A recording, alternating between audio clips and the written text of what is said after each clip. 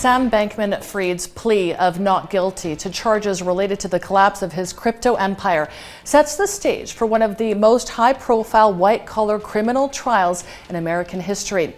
What does the ease with which he allegedly committed these crimes say about the industry? Well, we're joined by Daniel Tekadin, CEO of BD Swiss. Mina, thanks so much for being with us today, Daniel. Now, Bankman-Fried's not guilty plea on 8 charges really paves the way for a long trial. How will it impact the asset class and investor sentiment in this already struggling crypto market? Hello, Happy New Year, and thanks for having me. So similar to any investment, traditional asset class like bonds and stock, investor sentiment is the belief about the future cash flows and the risk and the investment risks associated with it. So I think the market feeling now is a bit negative given this FTX case, the ripple effects on the general cryptos or on many other exchanges. Similar to previously what we've seen in the Terra case and many other cryptos which were they were having no fundamentals behind them. So this puts a lot of pressure on the cryptocurrencies. This significantly decreased the trading volumes and decreased the number of newcomers which are joining the markets.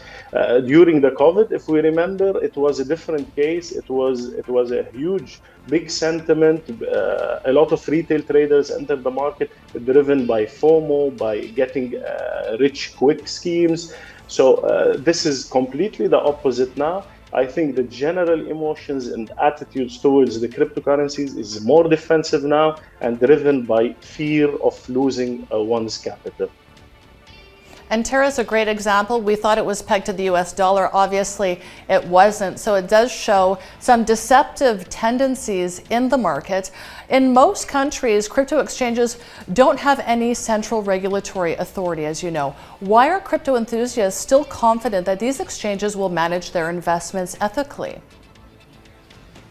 In my opinion, many of those investors think that big crypto exchanges are too big to fail, which is, in my opinion, not true, definitely.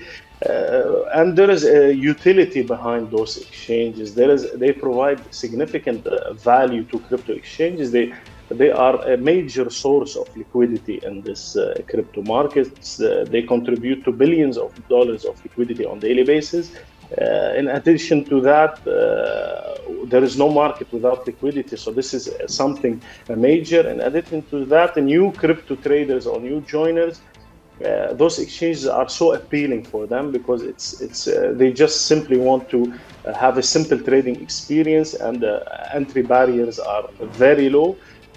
Also, users like exchanges because it's simply just log in with credentials. You don't have to worry about private keys, codes, and passphrases, which is sometimes also plays on the negative side. It's a double-edged sword. So crypto exchanges in general, for those people, play a role in development of this digital industry. It increases the popularity and attracts billions of dollars to the crypto market. So the onus is really on the investors themselves to do their due diligence. And regarding cryptocurrencies, not exchanges, how can they be regulated when the premise of crypto is that it's completely decentralized and has no regulatory authority overseeing it?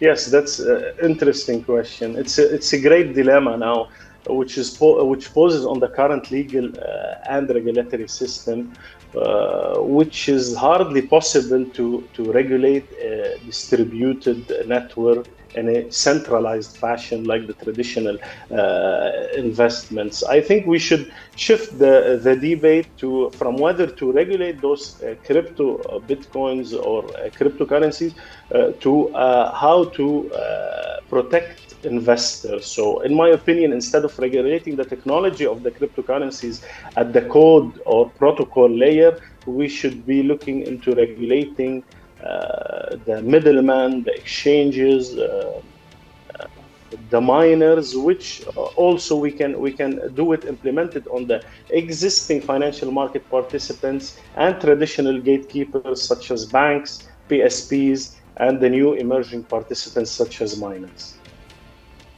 So keeping everything in mind that we've just discussed, what type of crypto investments are the safest during this current market volatility?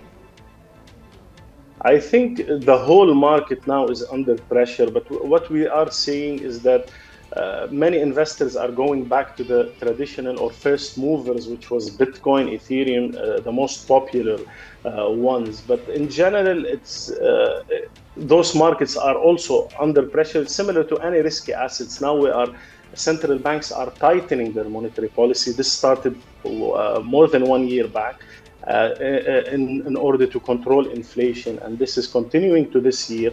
So they are trying to suck up liquidity from the market, which will put all risky assets under pressure, including cryptos in general. In my opinion, not until the market speculates or senses any pivot in the monetary policy of central bank, all cryptos and risky assets will stay under pressure. Okay, thanks so much for your insights, Daniel Tekedin, CEO of BD Swiss MENA.